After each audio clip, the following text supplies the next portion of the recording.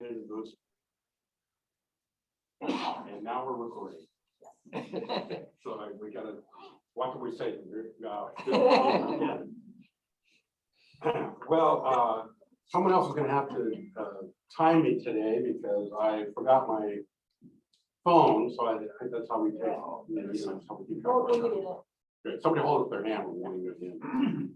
Or else I'll just go until the football game. Okay. 12 o'clock. You did, it's 12 o'clock, yeah, that's right. All right, so why don't we get started?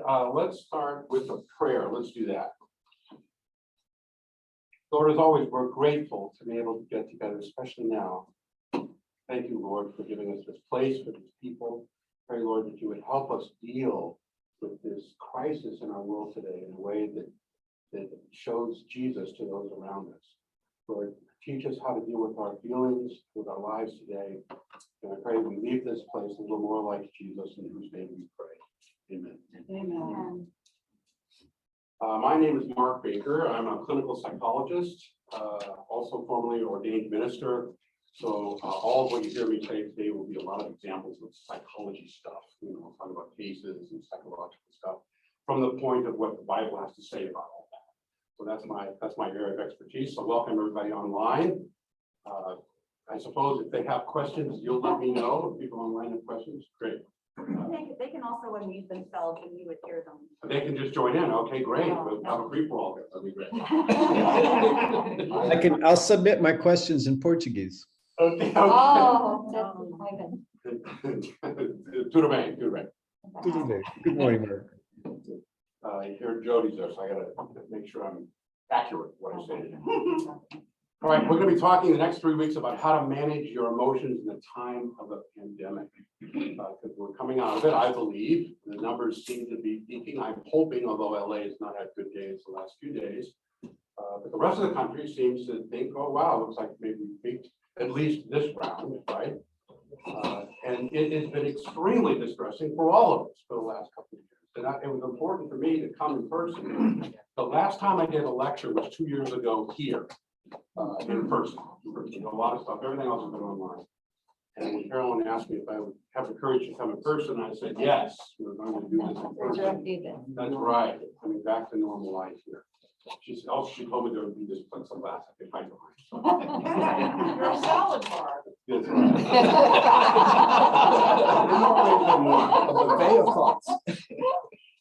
So we're going to be dealing with today the subject of fear. I really think that fear has become pervasive now, and largely because of COVID. We know this. All the mental health statistics have gotten worse the last couple of years, and fear is not good. We know that perfect love casts out fear, but also fear tends to squeeze out love too. It works the other way around. And people now are saying, and you've heard this the last couple of years, you'll hear very intelligent people say ridiculous things. And a lot of them about COVID. You hear people say things, you go, that just can't be right. You believe that? Really? Just the next time you hear somebody say something really ridiculous, say to yourself, that person's probably afraid. They're probably scared. They're saying these things probably because they're afraid. And fear causes us to shrink our perspective. When you become afraid, you become very concrete. You become very specific and narrow. You don't think abstractly when you're afraid. When you do that, when you feel secure, when you feel safe, you can think broadly. When you're scared, you think very narrow and you think concrete. And so when someone's afraid, you want to make sure you speak to them in a very specific way. Like, for instance, if you've hurt someone and now they're afraid of you because you hurt them, you don't say, I'm sorry you feel hurt. You said you have to be more concrete than that. You have to say, I'm sorry I hurt you. You're very, very specific, very concrete. They can't think abstractly. So you don't want to ask them to be more developed in their thinking when they're afraid, because people can't do that. We're going to talk about that today. How are we all going to deal with the fact that we're all afraid because of what's happened to us the last couple of years? The Surgeon General just last month issued an advisory on youth mental health. It's that bad where the Surgeon General has to say our youth are at risk. The suicide rate is high as it's ever been. It's gone up 36% just in the last 2 years. Our kids are being affected actually the most. Feelings of helplessness, depression, and thoughts of suicide are 1 in 5 kids. 1 in 5. It's the second leading cause of death among our teenagers. First is accidents, actually it's accidents, homicides, then suicide. It's increasing dramatically, and we know why. Because of the fear and the isolation they've had to deal with. The age group that's hit the hardest is Generation Z. Probably you people don't even know what that is, do you, right? Yeah, I'm gonna tell you. If you're about my age, I had to look it up. Generation Z, kids born between 97 and 2021. Oh, no, yeah, 97, 2012. Between 97 and 2012, you're born in that age range, you're Generation Z, right? Then the kids who were hit the hardest after that is Generation X. Your kids born between 65 and 80, that's Generation X. You know your kids are Generation X. I didn't either. Between 65 and 80. And then the millennials between 81 and 96. So that term's been around a long time. They were hurt, yes. You've been hurt you're in the number 3 group. You were hurt after those. So it was the youngest, and then their parents, and then the millennials, and then the rest of us. Boomers, we got hit pretty hard, but even older than that, we're hurt the least, really. So you were kind of used to it, you know, you've seen it, you've been around isolation, you're used to it. But everybody's mental health has been hurt, but it's hurting our younger ones the worst. And think about it, doesn't that make sense? You know I started late in having kids, so I have 2 teenagers in my house, and they've been trapped in their rooms for a year and a half. They're miserable, they're angry, mostly at me. You know, somehow it's my fault that they've been restricted from their social life. It really is for you in a year and a half of not seeing somebody. For them, that's a big chunk of their life. You know, so it's really hurt them. It's hurt them a lot, and we're seeing that. We know that in general, let's look at all people in general. If you ask people over the last 10 years, over the last decade, did your mental health get worse or better in general over the last year before COVID? 54% would say I'm better than I was 10 years ago, and 46% would say no, I'm not. I'm worried. So in general, people feel like they're growing, they're getting better, right? Before COVID. What about the last 2 years? The last 2 years, is your mental health better or worse? 37% said they got better. 63% said they got worse. So in general, if you ask people in terms of your mental health, did you get better or worse over COVID? Worse. And I'd like to know who the 37% are who got better. Yeah. Apparently they're out there. Maybe they live in Wyoming and I haven't told anywhere. But for most of us, it's not been good. It's not been good. We've struggled. Marital conflict is at its highest. Depression, anxiety, thoughts of suicide, the stuff I'm telling you. Fear has driven us to a place where it's hurting us in our society too. I would say mainly why? Because we're afraid this invisible thing could grab out and get any of us at any time. And we've been told to isolate. It's so unhealthy, so unhealthy. You've been told to socially isolate the last 2 years. It's a terrible term. You've been told, you should have been told to physically isolate because you know that helps. You should be wearing masks as you all are doing. I'm not because I've got a screen again. Because we're trying to fight this thing together, right? But socially isolate, it's a very, very bad idea for you. And now we're seeing the statistics show us. So social isolation is toxic for human beings. Your brain is hardwired to feel fear 5 times faster than you can think. Your brain is hardwired to feel fear 5 times faster than you can think. So you experience fear before you even know it. That's what I'm telling you.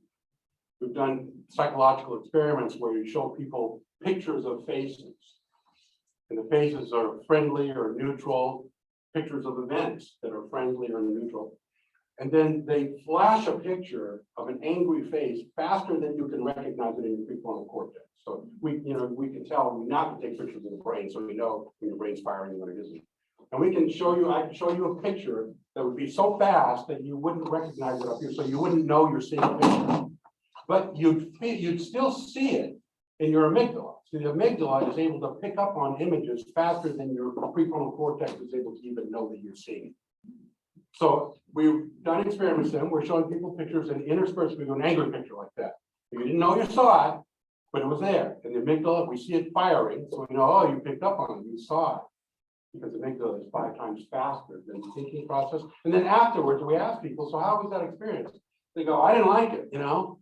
It seems kind of scary. Well, we're just showing you pastures and people saying, no, something scary about it. As a matter of fact, you're scary. Something about you, that's about this experiment here is scary. So people were afraid and they didn't know why. Now, let that sink in for a moment, right? You're picking up on images, you're seeing things, you're experiencing fear faster than you even know why. And you know what we do when we're afraid and we don't know why? We come up with reasons. We make up reasons.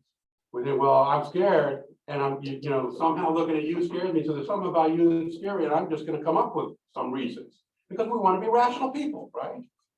And this is why you're hearing people all around you come up with crazy things to explain why they're afraid. They know they're afraid, they feel they're afraid, but they don't know why. So we substitute explanations. We substitute reasons. We come up with reasons why we're afraid because we're all scared. We're experiencing the fear around us and we're not able to even think about it in a way that makes sense, so we'll make up things that don't. And that's why you have friends who will say things, but that doesn't make sense. You believe that? That doesn't make sense. They're scared. They're scared. Daniel Kahneman describes this in his book, Thinking Fast and Slow. If you haven't read it, you should read it. He got the Nobel Peace Prize in economics and he's a psychologist, I'm proud to say. We're diverse in what we do. He was able to understand people's behavior and predict why they do what they do.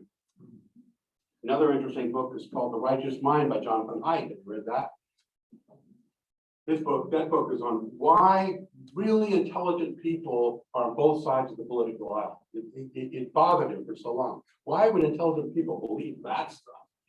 And you see them argue with each other and they don't agree. So he basically, I'll summarize the book for you. It's because we're driven by emotions. You know how you feel, then you come up with reasons afterwards. We like to believe we're rational people, we're not rationalizing people. You know how we feel, we come up with the reasons for it later. His metaphor throughout the book is like an elephant with a rider. The elephant is your emotional life, the amygdala, the fast part of your brain. The rider is the prefrontal cortex, the thinking part of your life, right? And yes, when everything works well, the rider can guide the elephant. But what if the elephant wants to go sideways? That little rider can do nothing. Right? That's really the metaphor for how you work.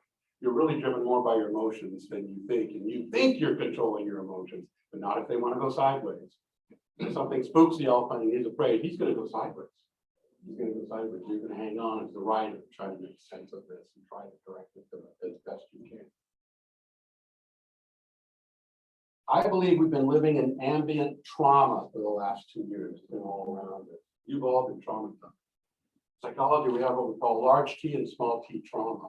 Large T, you know what that is: murder, rape, incest, something. It's an event. It's obvious. What about small t trauma? What if you're just living in an ambient of an angry home? What if you just grow up with parents who fight a lot? You know that's not illegal. It's traumatic. What if you're living in a world that's so scary that any of you could die at any point in time by something invisible? You've been told to stay home and lock your doors and don't come out. Remember 2 years ago when I was here and we were all told that for 3 weeks you're going to have to isolate. Remember that? I remember. Somebody lied to me. For 3 weeks, we're going to shut everything down for 3 weeks. Well, okay, 3 weeks. That was 2 years ago. 2 years ago. We've been living in ambient trauma. Peter Levine is another psychologist that looks at brain imaging. And he has done some interesting research. If you show people a friendly face, and normal people, I showed you a friendly face, right? You're normal. Sort of. It's normal as it gets. Yeah. Statistically, your prefrontal cortex lights up. You're a normal person. I show you a picture of a friendly face. You go, oh, that's a friendly face. I might like to talk to that person. I might like them. If you show a picture of a friendly face to a traumatized person, the prefrontal cortex shuts down. And the amygdala, the part of the brain that picks up on fear, lights up. Isn't that interesting? You can't recognize help when you've been traumatized. Everybody's scary when you've been traumatized. Think about it. If you're a child and you're abused by the parents who are supposed to care for you, you get rewired in your brain. And some of us have been abused earlier in life, and this trauma you're living in now is reviving your old trauma. It's reviving your old bad habits you learned as a kid. And when someone's smiling at you in the back of your mind, going, I don't trust that, I don't trust that. I'm not sure I trust any politician now. You know what their ratings are. Their ratings are terrible. Popularity ratings. We don't believe anybody anymore. Why? We're all traumatized. You don't know who to trust. That's a scary thought. And the thing that I think that drives all this the most is trauma that we're feeling. It's the feeling of fear. So we're going to talk about this. How are we supposed to respond to fear in life? How are we supposed to deal with it? I've written a whole book on that. There's a chapter.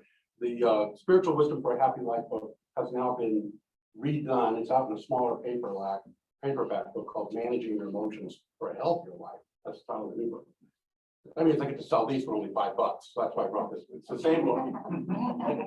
So if you want to pick up a book that describes what I'm talking about today, that's the book. The Bible says, I will fear no evil. Psalm 23, probably the most famous passage in the Bible on dealing with fear. Hi, Jody. Hey, Jody. You want to say something? No. Oh, that's He- your wifey line. He just knows how to hack in and take Yeah. over. I'm just sitting here. I didn't say anything. But he's smiling, and why do I do not trust him? I'm not. All right, 23rd Psalm, you know this. Even though I walk through the valley of the shadow of death, I will fear no evil, for you are with me, your rod and your staff, they comfort me. Well, you sure read that verse, probably a lot the last couple of years. What does it say? We're living in a lot of fear now. This invisible evil that surrounds us all the time. We're walking through the valley of the shadow of death every day. Every time I leave, I have to make sure that I have my mask with me. Get out of my car and whoa, I gotta go back and get my mask. Every time I get out of my car. I know they're different in other states, but that's how we live here. If I go out to a restaurant, we bring hand sanitizer with us. We got our own. Make sure don't touch me. But what this passage does not say is that if you walk through the valley of the shadow of death, I'll take you out of the valley, don't worry. No need to be afraid, I'm going to take you out of the valley. That's not what it says. What does the passage say? Even though I walk through the valley of the shadow of death, I will fear no evil, for you are with me. Right? God doesn't take us out of the valley, he goes with us. That's what the passage says. If you're thinking something's wrong because life is scary, you're thinking it's wrong. That's what's wrong. Life is scary. Life's hard. Life's difficult. God has not promised you that it would be easy. And he's not promised you there would be no doubts. He's promised you that he would go with you in it. That's the hard truth that we're having to face as believers. What's happening now is our 9/11. That's what's happening. Remember how 9/11 changed everything? You guys are old enough to remember 9/11. It changed everything. It changed the way we do travel now, changed our lives, changed how we think. The whole department's now protecting us in the government. This is our 9/11. I don't know how life's going to be different going forward, but it's going to be different. It's going to be different. We may always be wearing masks. I don't know. But our lives have been changed by this event. I remember September 11, 2001. Yes, it was that long ago. I was sitting down to do a radio show in New York. I got up at 5:30, New York time. Cracked open the Diet Coke, that's how I start my day. And the producer of the radio show called me and said, "Have you heard?" I heard what? She said, "Someone just blew up the Trade Center." Oh, what? Yeah. He said, "Yeah." Of course, I was stunned. She said, "Actually, then she put on the host who said, actually, I'm somewhat frightened myself right now, that my husband is somewhere in the city and I don't know exactly where he is. Well, I said, I think you need to be looking for him, not talking to me. So we didn't go through with the interviews. It stopped and we turned on the television and real-time news I'm watching as Flight 175 flew into the South Tower. It's on that line. This is like a bad Jerry Bruckheimer movie. This is a reality. Remember that? And then we watched it over and over and over and over. It was terrifying. It was so surreal. You all know this, 3,000 people died that day. Billions of people all over the world awoke to that headline, and we were all scared. And that was the point. That was the point of terrorism, that it could happen to anyone, which means it's happening to everyone. And that's just like COVID. It's like that. This is all happening to me. I was talking to my gardener yesterday. He said, I got COVID, last week. I thought it could happen to me, right? Could have happened to me. What if I talked to him a week earlier? Could have happened to me. No one was safe after 9/11. None of us felt safe. No one feels really safe now. Average people going around living average lives could be killed immediately, and that's how we feel. This could happen to any of us, which means it was happening to all of us. Now, an interesting thing happened. You remember this too. People didn't recoil from fear. Remember that? What they wanted to do is they wanted to go to ground zero and support the people who were looking for it. If we started blood drives, people who needed blood in New York. I remember here in LA, people stood in line for 5 and 6 hours to give blood for people they didn't know in New York, whose lives had been lost or threatened, or they needed our help. So what did we do? We wanted to be together. That was our response. If we learned anything from 9/11, we needed to learn that. How do you deal with crisis? How do you deal with fear? We want to be together. We want to get together and somehow collectively together we'll face this. We just knew we didn't want to hide. We didn't want to be alone. We didn't want to be disconnected. I think one of the greatest human fears is disconnection. The fear of being cut off and suffering alone is the worst that can be. Suffering alone is the worst thing that can happen. So when we go through something that's really scary, we don't want to be alone. Hopefully we've learned that lesson from 9/11. And that's why you're sitting here today and why I'm here today. Because I don't want to be alone and you don't want to be alone. That's how we're going to deal best with this scary thing that's happening. Fear itself is not the problem. What you do next might be. Fear is just a signal of danger. It's an emotion we feel when danger is in front of us. Fear is a good thing.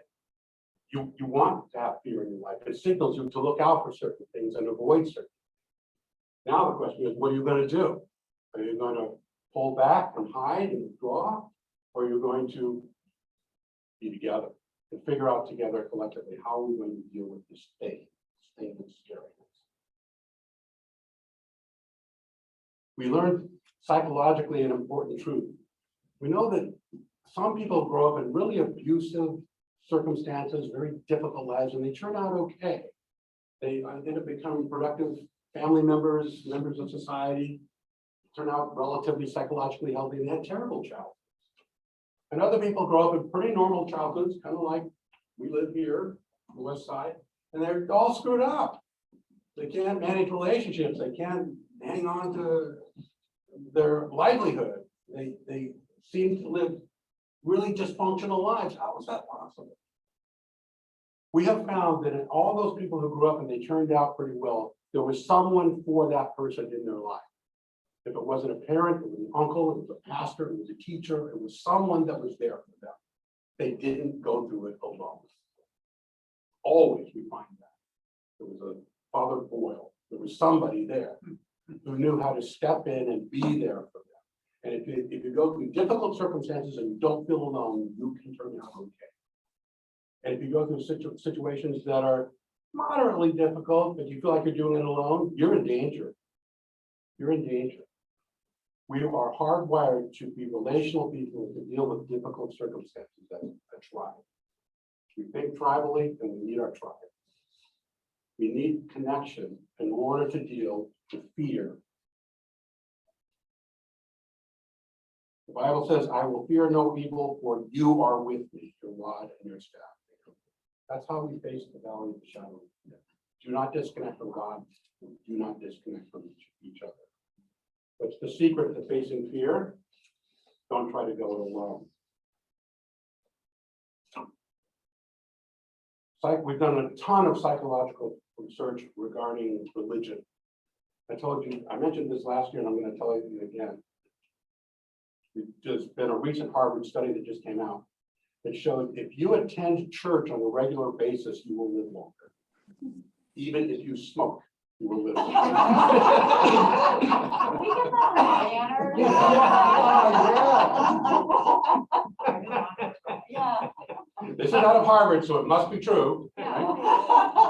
Yeah. Any Harvard grads here? I'm sure you know if you do, because they're Harvard grads, right? People attending church more than once a week live 33% longer. A 33% chance of living longer, put it that way. Those who attend church once a week have a 26% chance of living longer. And people who attend church regularly, but less than once a week, have a 13% chance of living longer. Isn't that wild? We need to be together. We need to be together. How are we going to face the difficulties in life? You need your tribe, and you're your tribe. You should come back often. I would think of reasons to come back in the middle of the week. You know, keep coming. Carolyn's going to live to be 100. She's here all the time. She never leaves.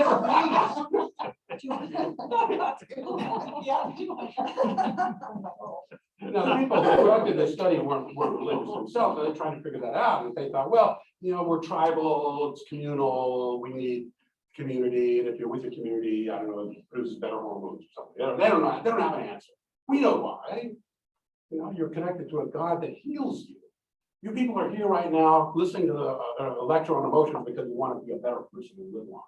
You want to manage your emotions and be healthier and relate healthier and have happier relationships and be more loving. And if you're more connected and more loving, you will live longer. This isn't just a philosophy. This is a way of living. We're trying to live in a way that transforms us and everyone around us. And the statistic says it works. So I would say, how are you going to face the fear of the pandemic? Keep coming back. They say at AA, right? Keep coming back. The program works if you work it. Psalms 27. The Lord is my light and my salvation. Whom shall I fear? The Lord is the stronghold of my life. Whom shall I be afraid? Though an army besiege me, my heart will not fear.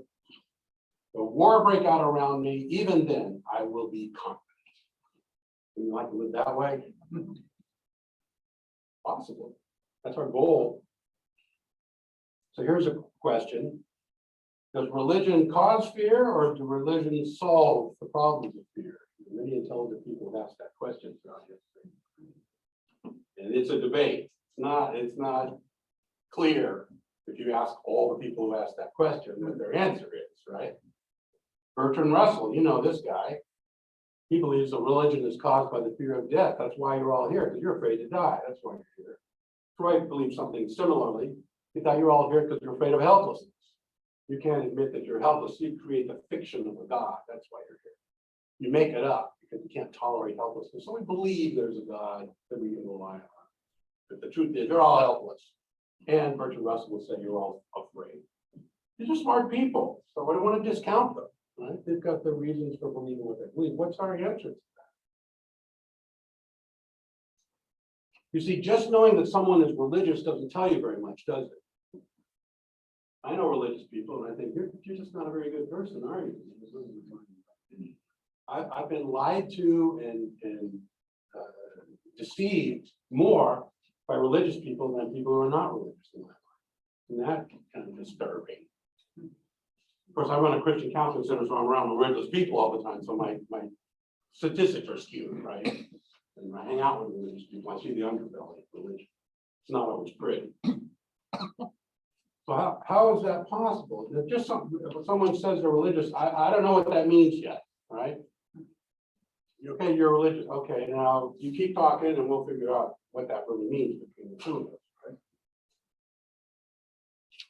An Oxford study, I'm quoting all the big ones now, of 100 published articles on fear and religion from 1961 to 2014 found an interesting fact.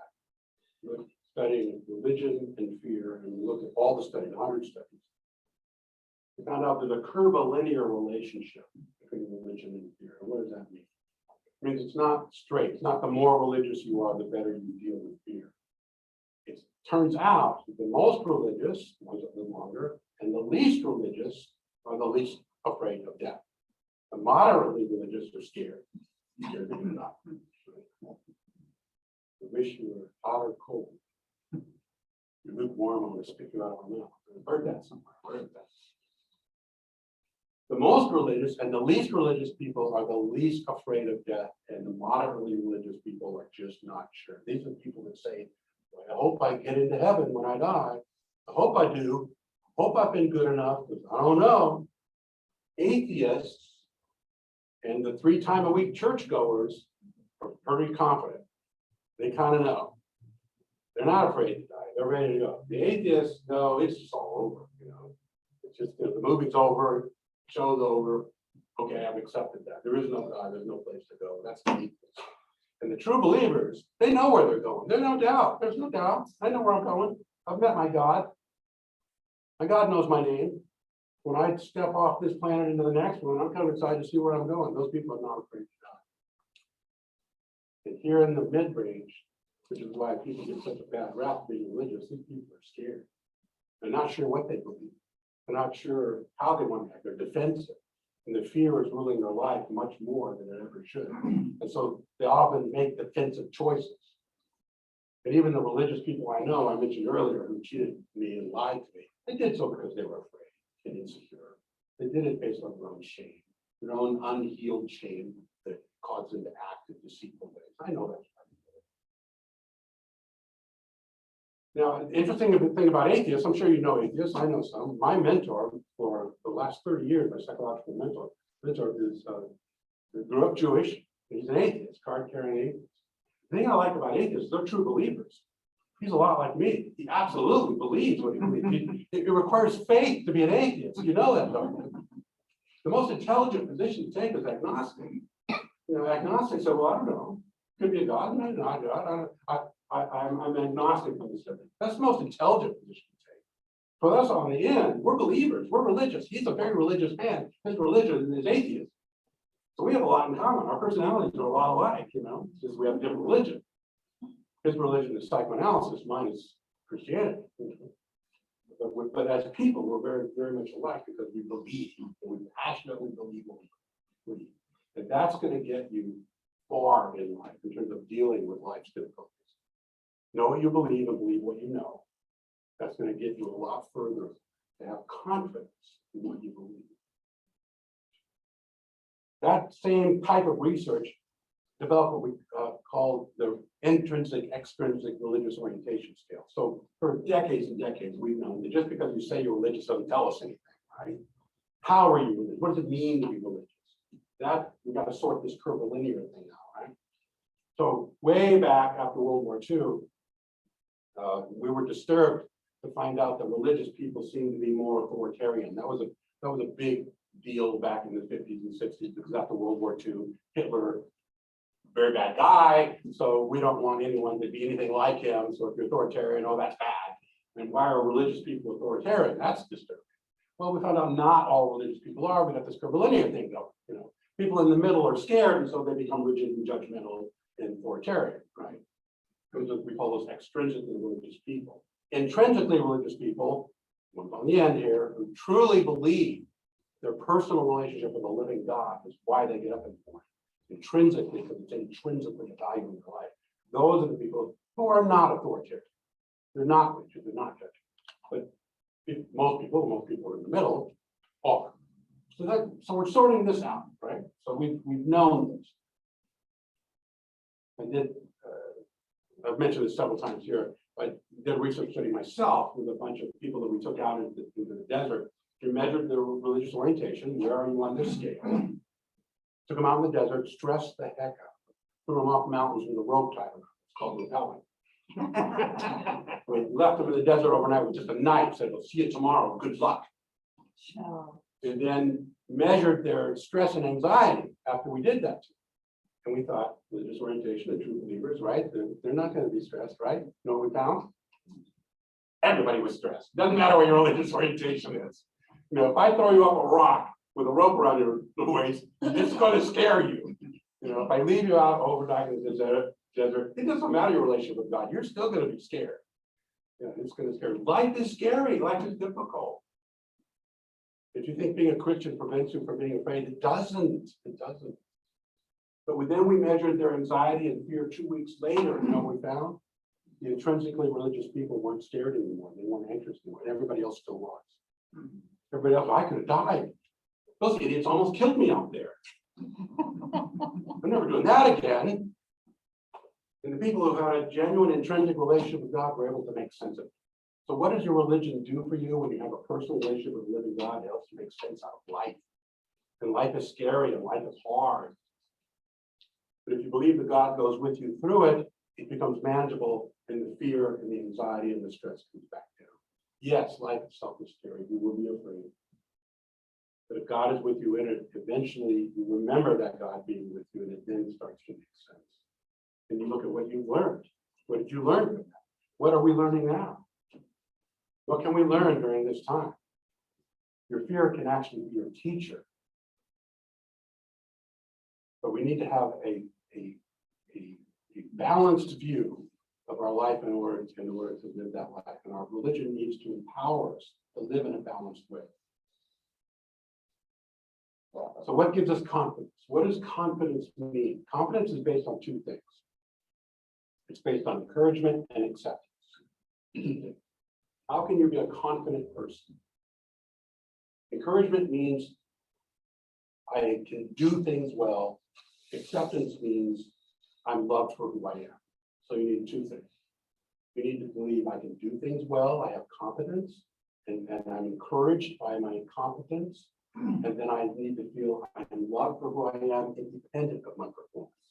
And that means I have value. I feel accepted for who I am. You need both. Now, you know people who place all their confidence on the ability to do stuff. It's out of balance.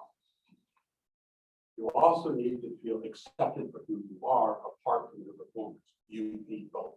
Now, I have to also say, it depends on your personality as to which you need more of. And some of us are more extroverted, so feeling valued for who we are really is more important to us. And some of us are more introverted. You know, we really need to feel valued for what we do. You know, and that helps me more. So some people will come and they love to run the technology, and that really makes them feel good. They've done something for God, even if nobody recognizes it. Then the rest of us, like me, need to stand up in front, you know. And if I, you know, talk to you and you're all nodding, then I feel better about myself. It's like, I feel valued for being here today. So the different, your personality affects which one is more important to you, but you need both. To be a confident person in life, you need to feel encouraged for what you do and accepted for who you are. It can't be out of balance. And you also know, we know probably more people who place more weight on their performance and not enough on just who they are. But the other way could be true too. You could have a kid living in your basement who wants you to just love him for who he is. He doesn't think he needs to get a job. Right? That's out of balance.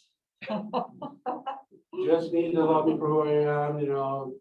You're harshing my mellow here. Just I'm dating myself with that phrase, but you get what I'm saying. That's out of balance too. At some point, you say, you know what, you need to get a job, because that's not confidence either. The person who demands that you accept and love them for who they are, independent of their behavior, that's not confidence either. That's not confidence. Confidence is both. True confidence is both.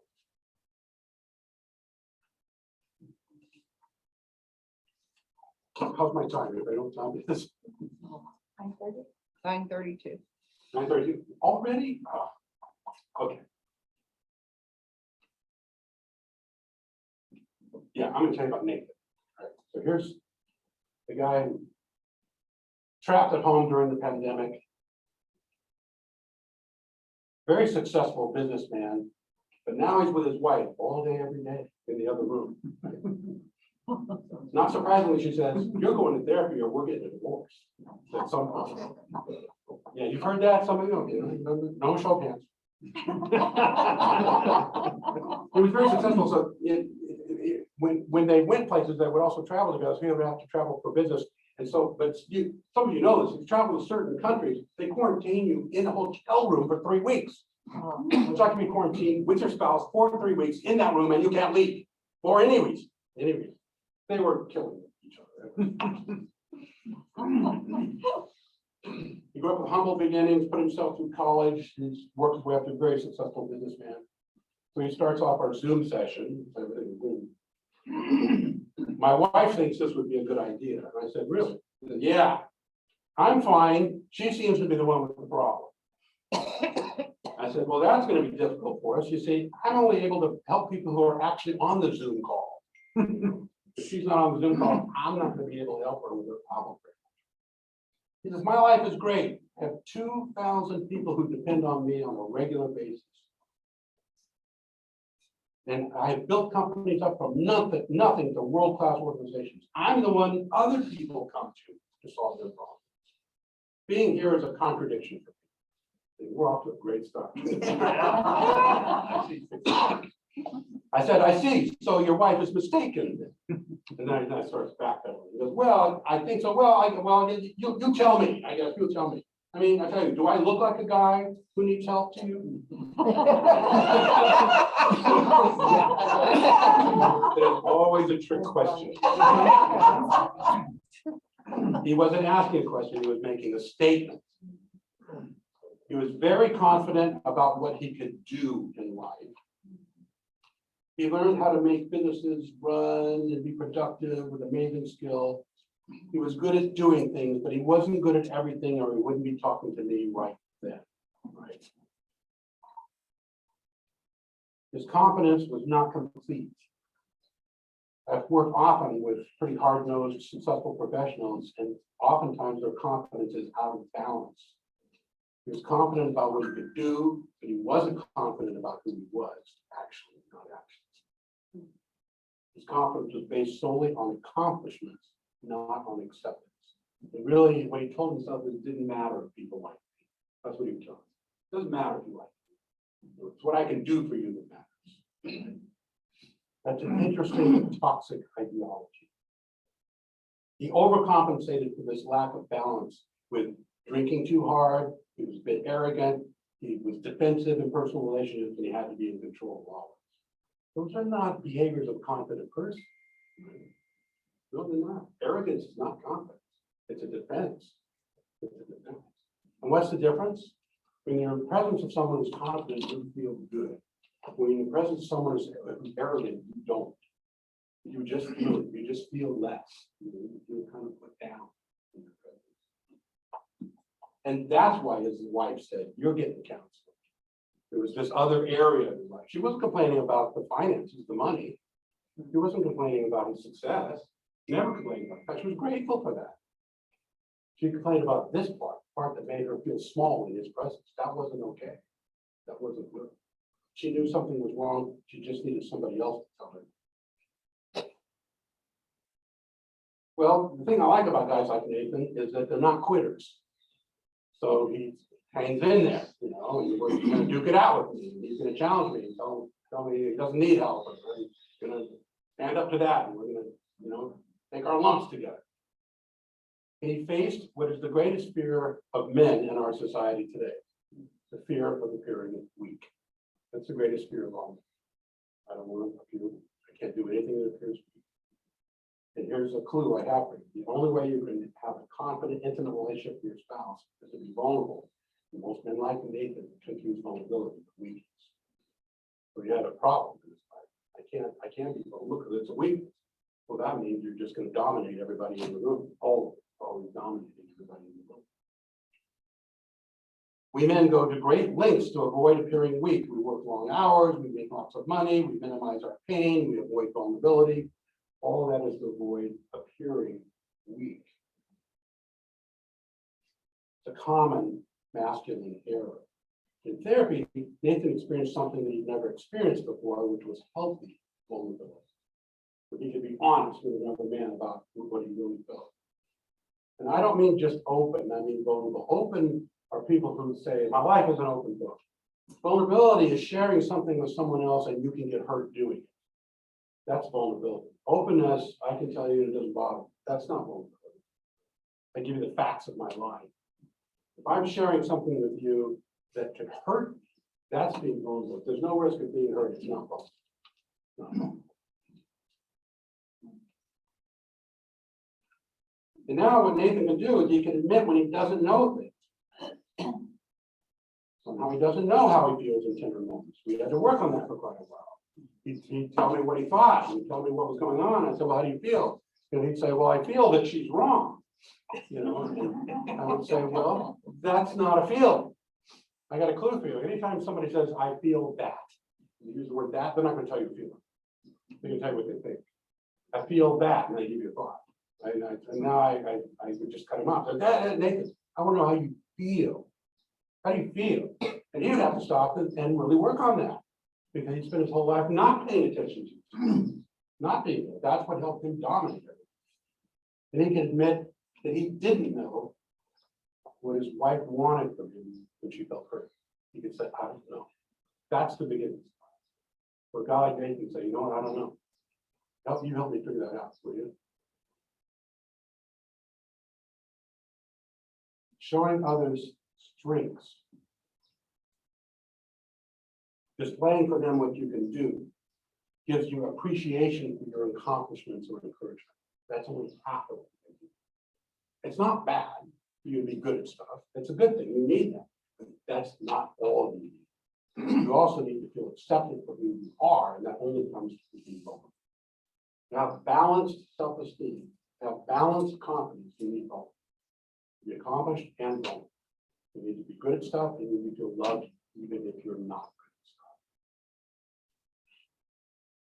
So what Nathan saw as a weakness before, he began to see as actually a strength. You know, actually there's this thing, I can share my feelings with another person, rather than it embarrassing me, I actually feel like something happened here that was important. I feel like I learned something here. I'm going to take this with me and go back to my marriage and kind of be a little bit different. See, the funny thing about vulnerability is we respect it when we see it in other people, but we don't want to do it ourselves. I really respect people who are vulnerable, but I don't want to be that person. You be vulnerable, and I'll read about it later. And yet the power of vulnerability is when you exercise that and manifest that in your relationship with yourself. Because that's the only way you're going to feel accepted for who you are. If I only show you my accomplishments, I'm only going to be appreciated for that. There's a part of me that remains unknown. A part of me that I think nobody gets. A part of me that I think nobody knows.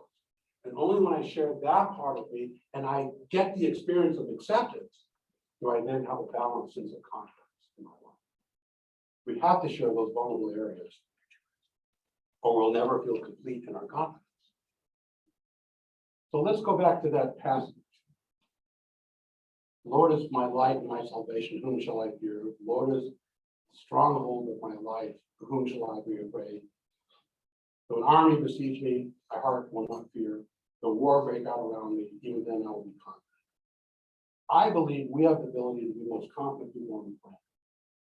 Because we have all the strengths and abilities to be accomplished, but we have a God who accepts us even when we're not. I take that with me throughout my daily life. But I know that God loves me because I'm his son.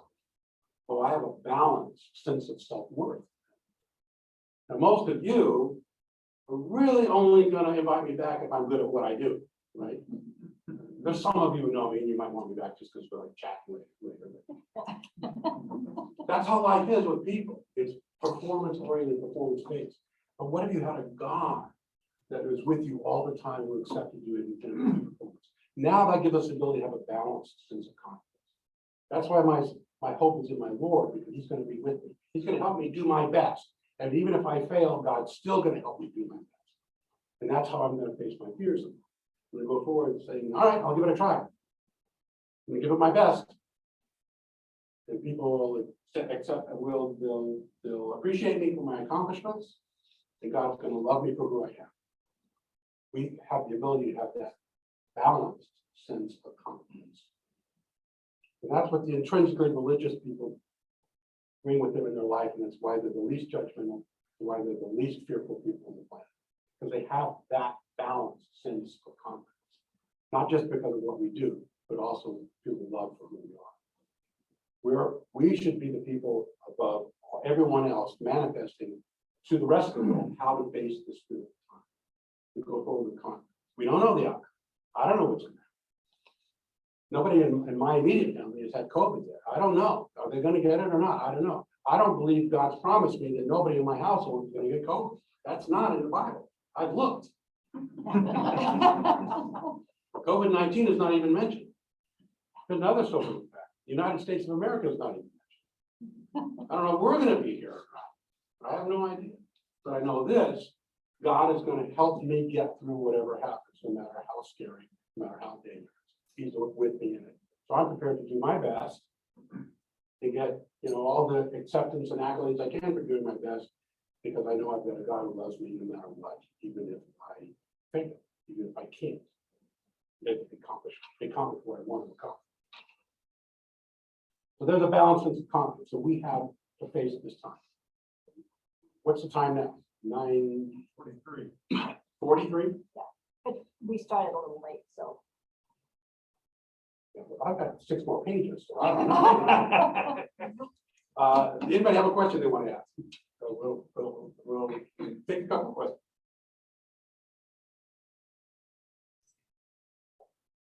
I got more stories. Mark? Yeah. So, while I endorse all of your comments about fear and our response to fear and our response through faith to fear, is it fair to say that fear is a more complicated idea biblically? For example, the utility of fear by the frequent mention of fearing God, Right. and by the utility of fear in a lot of biblical tales. For example, David's fear of